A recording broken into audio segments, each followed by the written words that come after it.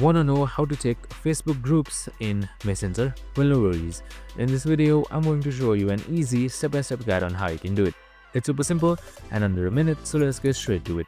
Now, first thing first, simply open up your Messenger application, and once you have done that, you should be provided with this interface right here. So once you are within this interface, here you should be seeing various options. So on the bottom right side, you should be seeing menu right here with 3 hamburger icon. So you can just simply select it.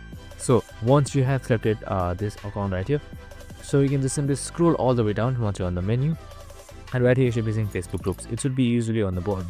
So here you can see various Facebook groups that you have joined. You can just simply select and interact with them, and you can also see their chats right here. So you can just join their community chat as well, and you can head towards their home by selecting Facebook home, mute them, or invite people as well. And that's it. Super simple and easy. This is how you check your Facebook groups with Messenger. I hope this video helped.